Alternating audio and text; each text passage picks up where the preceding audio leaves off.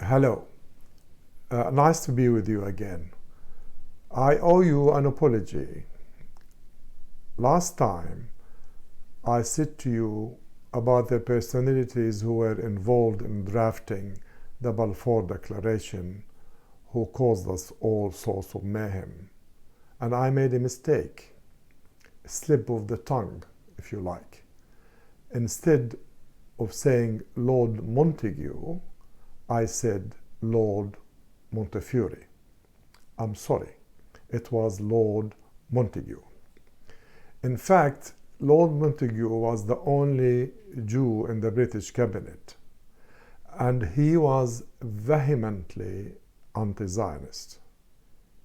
He ridiculed the idea that Jews are a nation, and he went as far as to decry the possibility of all those Jews coming from all over the world being able to communicate with each other. That's it. That was the mistake. But there is more about the personalities who were involved in drafting the Balfour Declaration. They were Lord Balfour himself, who was then the Foreign Secretary, Lord Milner, a Christian Zionist, Leopold Emery, a Jew, an undeclared Jew, because he hid it from the world that his mother was Jewish, and he is the one who produced the final draft. And the fourth member of that team is Lord Rothschild himself, who was the recipient of that letter. So just imagine 4 foreign nationals, thousands of miles away from Palestine, deciding the fate of Palestine and the Palestinians. The Palestinians were not even considered nor consulted. Lord Balfour said, and I paraphrase here, that there is no need to consult the 700,000 inhabitants of that ancient land. How could you decide the fate of a nation without even talking to them? But that is the British, and that was then. Lord Curzon, who took over from Lord Balfour as the Foreign Secretary, wrote him a private letter. In it, he said, and I quote, "I do not myself recognize that the connection of the Jews with Palestine, which terminated 1200 years ago, gives them any claims whatsoever. On this principle, we have a stronger claim to France." I wonder what would have happened if Lord Curzon was the Foreign Secretary in 1917 instead of Lord Balfour. I wonder. Now I'd like to talk about what happened to Palestine and the Palestinians and the world in the 1930s. In 1931, for example, the Jewish population in Palestine was 170,000 people. By 1936, it rose to 385,000 people. The Palestinian High Command realized what the British and the Jewish Agency are doing by sending people out of Germany, Poland, the Ukraine, and Russia into Palestine en masse with the sole purpose of replacing us. This is not speculation. This is all documented. You can see it in the writings and memoirs and letters of many a Zionist leader like Ben-Gurion, Menachem Begin, and Weizmann. The High Command, realizing that what's happening, decided we will take the whole nation on a strike. We went in total strike in 1936 for 6 months, the longest in history. We downed tools.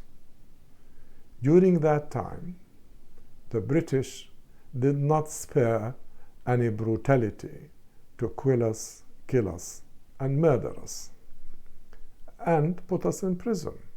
During that strike, 1,000 Palestinians were killed, 69 Jews were killed, and 37 British.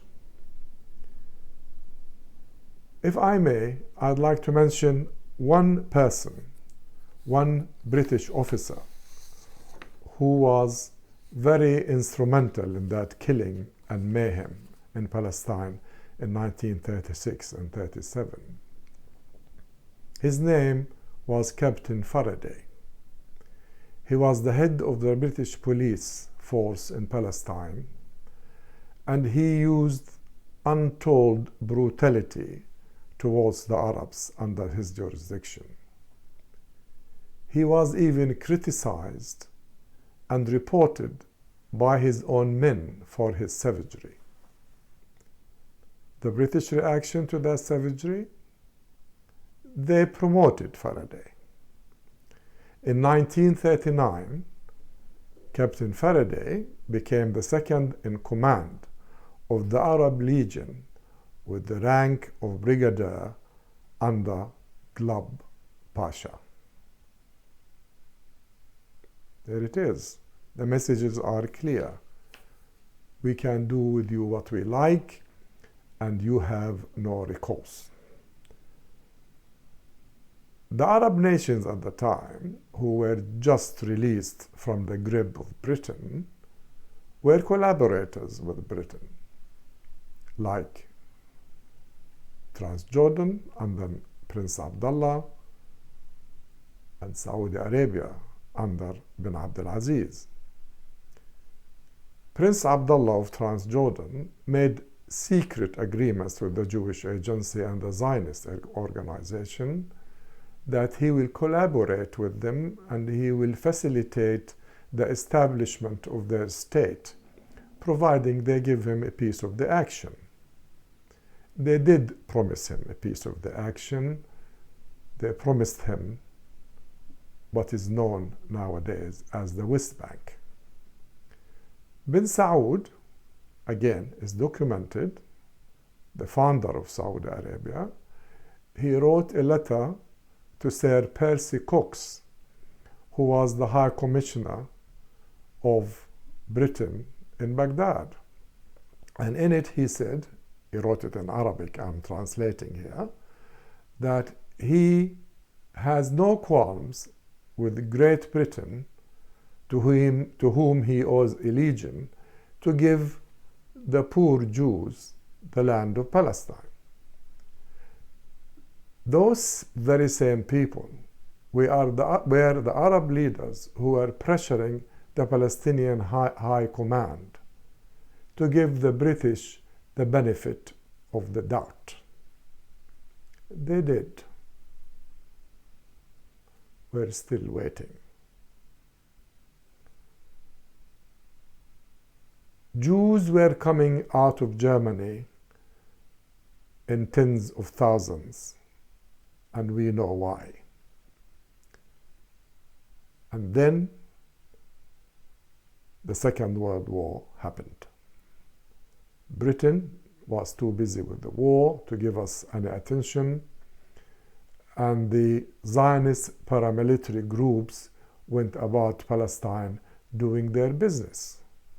And their business was ethnically cleanse a village in Palestine. They actually wiped 543 villages of the map. After the war, Britain was on the winning side, and the Zionist organization was in a hurry to make Britain fulfill their promises of creating that state they promised them in 1917. The British were tired. They were fed up with the whole situation. They're just coming out of a very costly war, and they decided to leave. And leave they did.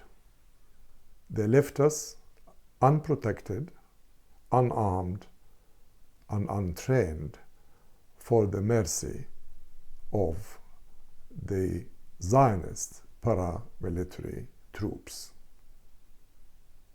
This is for next time. Thank you for listening. Bless you.